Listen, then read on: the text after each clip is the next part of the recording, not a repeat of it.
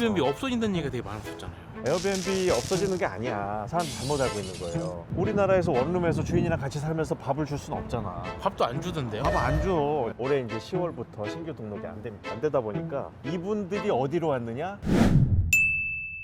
단기임대 요즘 수업 듣겠다고 오시는 분들 문의가 많아요. 이번 달에도 3번 정도 수업을 해요. 수업하면은 제일 많이 나오는 질문이 뭡니까? 질문들이 다 여러 가지인데 지역을 찍어달라 이런 게 많죠. 어디서 해야 돈 버냐? 내가 멀리 갈 수 있다. 돈만 벌 수 있으면. 오시는 분들은 지역은 어디 쪽에 계세요? 서울도 있고 경기도 있고 인천도 있고 막 제일 멀리 오셨던 분은? 제일 멀리 오셨던 분은 현재는 천안, 아산. 담임 선생이 굿즈 같은 걸 좀 준비를 해보려고요. 저는 솔직히 말하면 굿즈를 해서요. 나중에 연말에 그 수익금을 다 불우유통 걸로 쓰면 더 좋지 않을까. 나도 불우한데. 나 좀 도와줘. 나눔만큼 또 행복한 게 없다고 저는 생각하거든요. 한번 해보면 그 행복을 알 수 있죠. 뭐 연말 되면은 연탄 봉사 같은 것도 많이 가고요. 디자인을 하기 때문에 벽화 봉사 같은 것도 많이 갑니다. 그림 잘 그리세요? 좀 그리지? 여기 좋네요. 네, 오늘 가을 날씨가 참 좋습니다. 날씨 좋다. 여기 되게 산책하기 되게 좋네요. 저희 사무실 앞인데 이렇게 그냥 조금 머리 식히러 이렇게 산책하러 나옵니다. 얼마 전에 제주도 갔다 왔는데 에어비앤비가 그렇게 많더라고요.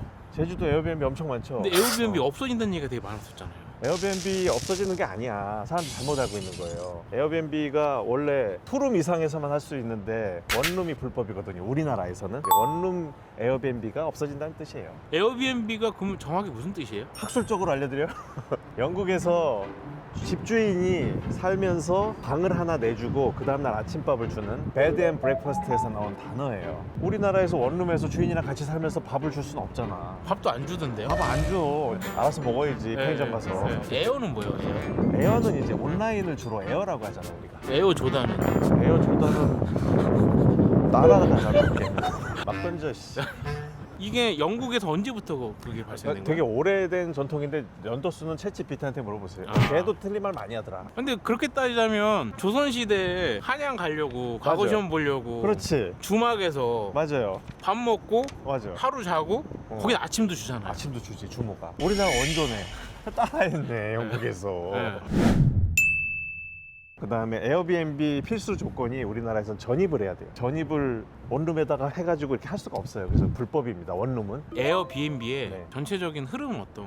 지금 에어비앤비의 전체적인 흐름이 원룸 에어비앤비가 없어진다는 소식이 작년부터 이렇게 생겼기 때문에 1년 동안 유예 기간을 두고 올해 이제 10월부터 신규 등록이 안 됩니다. 안 되다 보니까 이분들이 어디로 왔느냐? 전부 단기임대 시장으로 넘어왔어요. 그래서 올해 초에 33M2 집계된 단기임대 총 개수가 15,000개에서 지금 26,000개 정도로 늘어났습니다. 이 11,000개 정도 되는 분량이 물론 에어비앤비뿐만 아니라 신규 창업도 있겠지만 에어비앤비 숙소가 거의 다 넘어온 걸로 판단됩니다. 에어비앤비를 규제를 그렇게 하게 된 뭐 계기나 이유가 있나요? 저희가 하는 단기 임대랑 숙박업은 다른 거예요. 저희는 임대업이고 에어비앤비는 숙박업이란 말이죠. 그럼 숙박업은 경쟁 상대가 누구예요? 동네 모텔, 호텔일 거 아니에요? 에어비앤비로 외국인 손님들이나 일반 손님들이 가게 되면 그 숙박업소가 타격을 받게 되겠죠. 그러니까 그들이 계속 민원을 제기한 거예요. 에어비앤비 불법 없애달라. 이게 이제 이슈화가 돼서 정부에서 원룸 에어비앤비를 불법 숙소로 규정을 하고 이제 인증받은 외국인 도시 민박업을 하는 사람들에게만 이거를 허가를 해주고 그 허가증이 없는 사람들은 자체 불법으로 처리를 하게 된 거죠. 그래서 없어지게 된 거예요. 줄어가는 추세이긴 하지만 끝나는 시장은 아닌 거죠. 에어비앤비 시장은 물론 서울에만 있는 게 아니잖아요. 전국에 에어비앤비 숙소는 많이 있고 투룸 이상 단독주택 트렌드로 많이 나오는 얘기가 에어비앤비가 어렵기 때문에 호스텔 사업을 요즘 강의하는 사람들이 많아졌어요. 그래서 호스텔로 용도 변경해가지고 숙박업으로 바꾸는 형태의 사업들이 늘어나고 있는데 호스텔을 할 수 있는 장소를 찾기가 쉽지가 않습니다. 그래서 어찌 보면 이제 강의파리 이런 형태로 갈 수 있기 때문에 강의를 들어서 성공적으로 오픈할 수 있으면 좋은데 그렇지 못하면 또 강의만 듣고 손해를 보는 경우도 있을 수 있으니까 그거는 잘 알아보고 하시는 게 좋을 것 같아요. 여기 좀 앉아보세요. 네.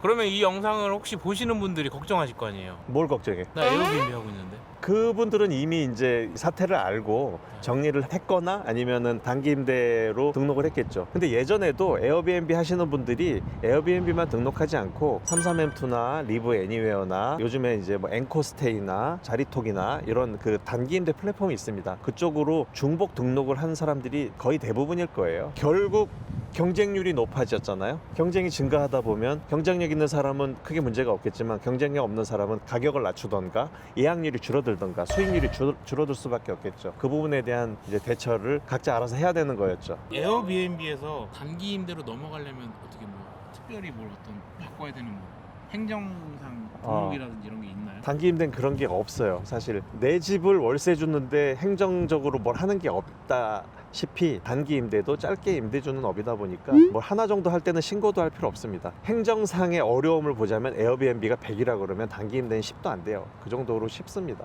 앱에 등록하고 그냥 바로 실행할 수 있어요. 그게 이제 자기 집일 경우에는 수익률이 클 것이고 이걸 임대를 받아서 전대차를 해서 하는 경우에는 수익률이 줄어들 수는 있겠죠. 에어비앤비는 대부분 임대를 얻어가지고 그러신 분들이 되게 많아요. 거의 대부분이 그렇다고 봐요. 왜냐면 서울 주택 시장이 워낙 비싸기 때문에 지금 현재 에어비앤비 시장은 불법으로는 못해요. 전대차를 무조건 받고 정부의 허가까지 얻어야 되기 때문에 기존 원룸 에어비앤비 하시는 분들은 거의 다 불법이었다고 보면 됩니다. 주변에서 나는 단기 임대도 하고 있고 에어비앤비도 하고 있어. 장점과 단점이 또 있을 거 아니에요? 현재 시점 2025년 11월에서는 원룸 에어비앤비는 불법이기 때문에 같이 운영은 안 돼요. 일단 투룸 이상의 에어비앤비와 단기 임대를 운영한다고 칩시다. 에어비앤비를 하게 되면은 단기 숙박객을 받을 수 있어요. 단기 임대는 일주일 이상 단위로만 임대를 해주기 때문에 이번 주에 일주일 들어오고 다다음 주에 일주일 들어오면 다음 주 일주일이 빌 거 아니에요. 그때 단기 임대가 쏙 들어와 주면 좋은데 안 들어와 주면 공실로 남잖아요. 그럴 때 에어비앤비로 하루 이틀을 채우다 보면 공실 리스크를 줄일 수 있겠죠. 그래서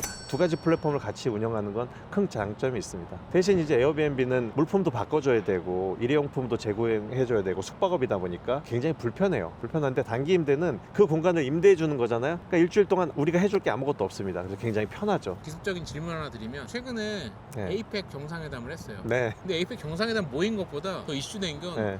D라든지 네. 차은우라든지 어? 대한민국이 정말 좋은 나라구나. 우리나라 좋은 나라죠. 네. 경주라는 거를 맞아요. 얘기하면 관광 도시잖아요. 그런 데는 단기 임대가 난 거예요, 아니면 에어비앤비가 난 거예요? 그런 데는 이제 여행으로 가는 거기 때문에 단기 임대보다는 에어비앤비나 이런 숙박업이 낫습니다. 단기 임대는 반드시 필요에 의해서 쓰는 사람들이 대부분이에요. 그러니까 거긴 여행지잖아요. 그러니까 어떤 직장이 있거나 그렇다기보다는 또는 리모델링이나 이사 이슈가 있는 곳은 아닌 것 같아요. 그러다 보니까 거기서 단기 임대는 잘 생각해 보셔야 되고. 방금 차은우 얘기가 나서 얘기하는 건데 네. 딱 하루만 네.